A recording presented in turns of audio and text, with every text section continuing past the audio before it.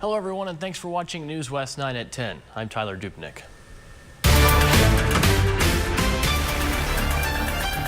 Tonight at 10, we start with the fallout from President Joe Biden announcing in a letter posted to X this afternoon that he is stepping aside from the presidential race. He said in the statement, "It has been the greatest honor of my life to serve as your president, and while it has been my intention to seek re-election, I believe it is in the best interest of my party and the country for me to stand down and to focus solely on fulfilling my duties as president for the remainder of my term." Biden has endorsed Vice President Kamala Harris to be the new Democratic nominee for president. He also said he would address the nation later this week to speak about his decision. Biden has been home in Delaware with COVID symptoms and has been facing pressure to exit the race following his poor debate performance against Donald Trump in June.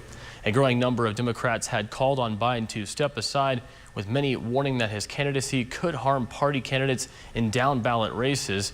Trump's running mate J.D. Vance went further and suggested yesterday that Biden should leave office. Biden's exit from the presidential race comes less than a month before the Democrats are scheduled to hold their nominating convention in Chicago starting on August 19th. Now, Vice President Kamala Harris thanked President Joe Biden for his leadership after it was announced that he will no longer seek re-election. The president will end his presidential re-election campaign, ending a half-century-long political career and scrambling the race for the White House less than 4 months before Election Day. In her statement, Harris praised Biden for his, quote, extraordinary leadership as President of the United States and for his decades of service to our country, adding that she is honored to have received an endorsement from President Biden, and she expressed her intentions to secure the nomination.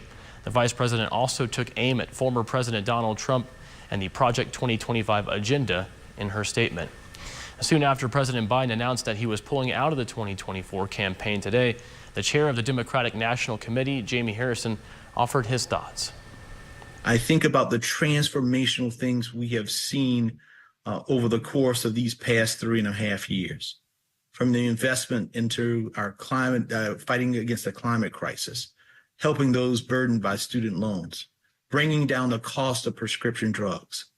It has been transformational as it relates to what he has done and what he has accomplished. While President Biden drops out of the race, his opponent has issued negative responses. The Trump-Vance campaign released a statement about the decision. It begins by reading, "Crooked Joe Biden is a complete fraud and disgrace to our country." The statement goes on to say, "And during this entire term, Kamala Harris, as well as every Democrat in Washington, sat by and did nothing." In a separate statement to NBC News, Trump says, "Joe is the worst president in the history of the United States by far. We will fix what he has done." Texas Governor Greg Abbott weighed in on Twitter, writing, quote, "If Biden is unfit to run for the presidency, he is unfit to run the presidency. American security is at risk both at home and abroad. A change in the Oval Office is essential immediately to ensure the safety of Americans and the security of our country," end quote. Tonight, we are hearing from West Texas leaders after President Biden's decision. Congressman August Pfluger shared the following through Instagram stories. Quote, "For the last several years, Democrats have perpetrated a fraud against the American people.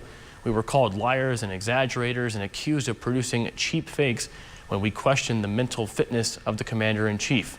We have been vindicated. Complicit in this fraud are congressional Democrats and party leaders who are now discarding the 14 million votes in this year's Democratic primaries. If President Biden is not fit to run for president, he cannot be president. He should resign immediately. If he does not, every Democrat must call for his resignation." Vice President Harris owns all of the Biden-Harris policy failures, and she now must be asked, what did she know and when did she know it, end quote. State Representative Brooks Landgraf took to Instagram as well, writing, quote, "There's plenty to criticize about President Biden's term in office, and there's plenty to say about the strategy and pressure of his fellow Democrats in getting him to drop out of the race. But today, I will just say that Biden's decision to not accept his party's nomination for re-election is the right thing to do for the country, and for that, I'm grateful," end quote.